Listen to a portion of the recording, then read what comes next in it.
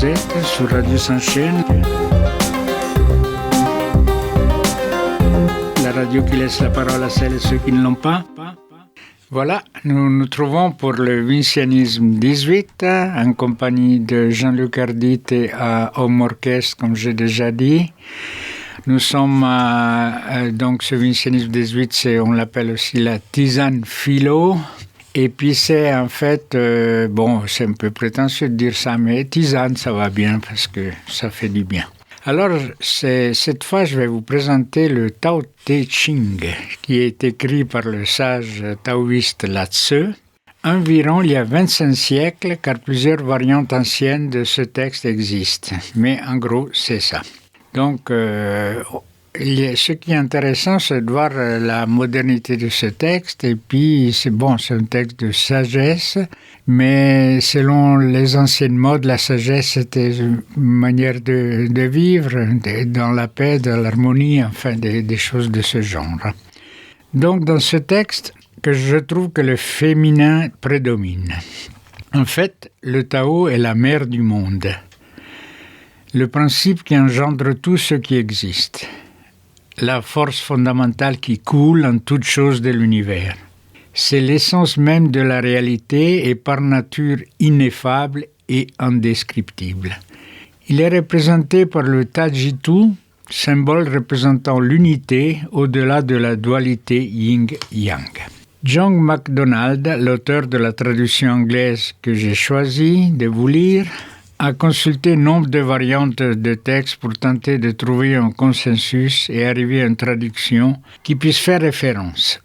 La plupart des traducteurs ont choisi le masculin en se référant au sage ou au maître, mais MacDonald a choisi le féminin parce que, alors là il y a un petit bout du texte de Tao, connaît le masculin sans te départir du féminin et devient une étape importante pour le monde. Par sa vision globale du monde et son respect de la nature, le Tao n'a pu être révélé qu'à une femme, ou un homme ayant tellement cultivé son féminin qu'il a décidé que la vie devait se vivre, se réaliser et s'épanouir harmonieusement. Vous comprenez mon choix car je suis féministe depuis que je me trouvais dans le ventre de ma mère.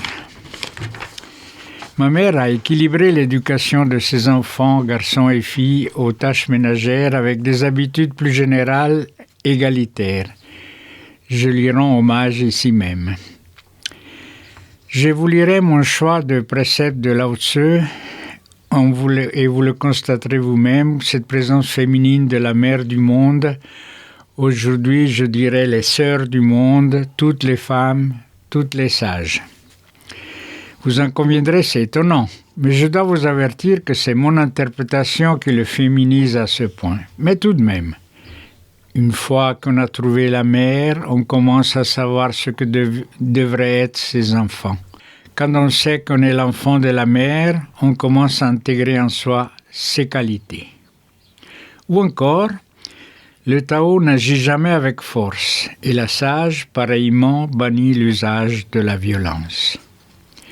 Le Tao de l'univers n'entre pas en compétition. Et un deuxième aspect me paraît parcourir tout le Tao Te Ching, c'est sa veine anti-autoritaire.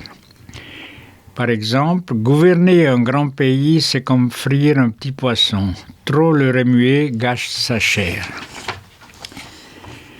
Après cette brève introduction, je vais simplement lire les passages du Tao Te Ching que j'ai choisis, espérant titiller vos papilles de sagesse et ainsi vous préparer à vous mettre à sa table. La devise des vincianismes, vous la connaissez, c'est toujours aimer, comprendre, agir.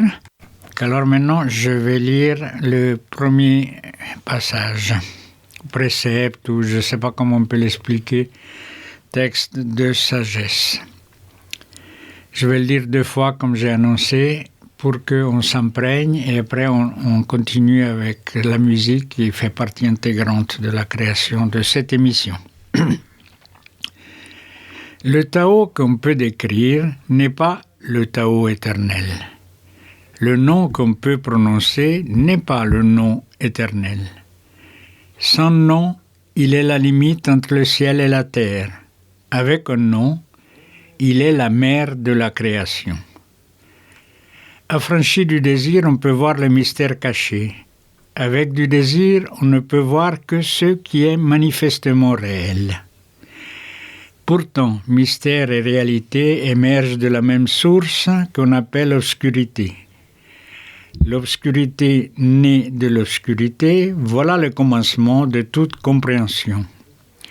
Je le relis. Le Tao qu'on peut décrire n'est pas le Tao éternel. Le nom qu'on peut prononcer n'est pas le nom éternel. Sans nom, il est la limite entre le ciel et la terre. Avec un nom, il est la mère de la création.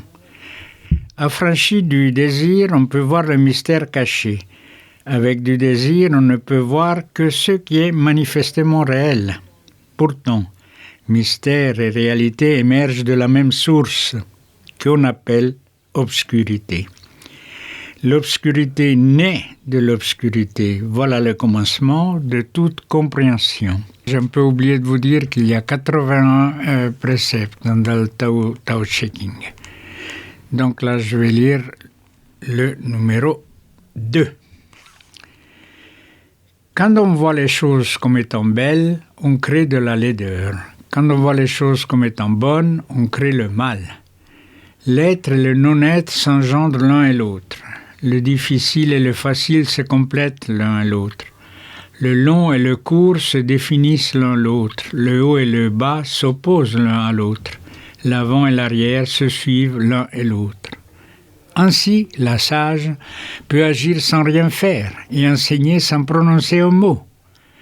Les choses arrivent et elle ne les arrête pas. Les choses disparaissent et elle les laisse aller. Elle produit sans s'approprier et agit sans rien attendre en retour. Quand son travail est accompli, elle ne s'en attribue pas le mérite. Voilà pourquoi elle subsistera à jamais. Je la répète aussi. Quand on voit les choses comme étant belles, on crée de la laideur. Quand on voit les choses comme étant bonnes, on crée le mal. L'être et le non-être engendrent l'un et l'autre. Le difficile et le facile se complètent l'un et l'autre. Le long et le court se définissent l'un l'autre. Le haut et le bas s'opposent l'un à l'autre. L'avant et l'arrière se suivent l'un l'autre. Ainsi la sage peut agir sans rien faire et enseigner sans prononcer un mot. Les choses arrivent et elle ne les arrête pas. Les choses disparaissent et elle les laisse aller. Elle produit sans s'approprier et agit sans rien attendre en retour. Quand son travail est accompli, elle ne s'en attribue pas le mérite. Voilà pourquoi elle subsistera à jamais. Oui. Alors, le ciel et la terre sont impartiaux. Ils traitent toute la création comme un chien de paille. La sage ne prend pas parti. Elle traite tous les gens comme des chiens de paille. L'espace entre le ciel et la terre est comme un soufflet de forge. Il est vide, pourtant il ne s'affaisse pas. Plus on l'actionne, plus il génère de force. Plus on en parle, moins on le saisit. Mieux vaut ne pas parler des choses qu'on ne comprend pas. Donc je répète, le ciel et la terre sont impartiaux. Ils traitent toute la création comme un chien de paille. La sage ne prend pas parti, elle traite tous les gens comme des chiens de paille. L'espace entre le ciel et la terre est comme un soufflet de forge. Il est vide, pourtant il ne s'affaisse pas. Plus on l'actionne, plus il génère de force, plus on en parle, moins on le saisit.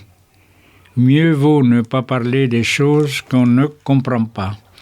L'esprit du vide est immortel. On l'appelle la Grande Mère, qui fait venir à l'existence le ciel et la terre. Il est pareil à une buée, à peine visible mais toujours présente. Utilise-le sans effort. L'esprit du vide est immortel. On l'appelle la Grande Mère, qui fait venir à l'existence le ciel et la terre. Il est pareil à une buée, à peine visible mais toujours présente. Utilise-le sans effort. Voilà, je vais lire un autre précepte du Tao Te Ching. Entretiens l'obscurité de ton âme jusqu'à devenir entier. Peux-tu le faire sans échouer? Peux-tu concentrer ton souffle de vie jusqu'à devenir souple comme un nouveau-né? Lorsque tu purifies ta vision intérieure, seras-tu jugé sans défaut? Peux-tu aimer les gens et les gouverner sans leur imposer ta volonté? Quand le ciel donne et reprend, peux-tu te contenter du résultat? Quand tu saisis toutes les choses, peux-tu reculer face à ta compréhension? Faire venir à l'existence et entretenir, créer sans s'approprier, sans rien attendre en retour, diriger sans contrôler, voilà la vertu mystérieuse. Je relis. Entretiens l'obscurité de ton âme jusqu'à devenir entier. Peux-tu le faire sans échouer? Peux-tu concentrer ton souffle de vie jusqu'à devenir souple comme un nouveau-né? Lorsque tu purifies ta vision intérieure, seras-tu jugé sans défaut? Peux-tu aimer les gens et les gouverner sans leur imposer ta volonté? Quand le ciel donne et reprend, peux-tu te contenter du résultat? Quand tu saisis toutes les choses, peux-tu reculer face à ta compréhension? Faire venir à l'existence et entretenir, créer sans s'approprier, sans rien attendre en retour, diriger sans contrôler, voilà la vertu mystérieuse. Lorsque le grand Tao est abandonné, la bienfaisance et la droiture se montrent. Quand l'intellectualisme grandit, l'hypocrisie le suit de près. Quand il y a des différends dans la famille, on parle d'amour fraternel. Quand le pays tombe dans le chaos, les politiciens parlent de patriotisme. S'il n'est pas moderne, ce bout du Tao. Lorsque le grand Tao est abandonné, la bienfaisance et la droiture se montrent. Quand l'intellectualisme grandit, l'hypocrisie le suit de près. Quand il y a des différends dans la famille, on parle d'amour fraternel. Quand le pays tombe dans le chaos, les politiciens parlent de patriotisme. Voilà, nous arrivons un peu à la conclusion de notre tisane philo, avec sa devise aimer, comprendre, agir. Et bien sûr, avec à la régie Jean-Luc Ardite, qui m'accompagne à chaque fois, et puis à l'antenne Vince Fasciani, ça vous le savez. Mais j'ai pris cette belle traduction d'ailleurs du Tao, le livre est Tao Te Ching de Lao Tzu, et l'éditeur, c'est Guy Trédaniel, éditeur, dans un très joli coffret. Et d'ailleurs, je l'ai appuyé, puis ça fait un bruit au micro. Ça, c'est pas mal. Alors, ce que je vais vous faire, j'espère avoir partagé l'enthousiasme d'un texte qui nous vient sans doute écrit sur des papiers de bambou ou de la soie, et qu'il est arrivé jusqu'à nous 25 siècles plus tard. Vous êtes sur Radio Shansen, la radio qui donne la parole à celles et ceux qui ne l'ont pas.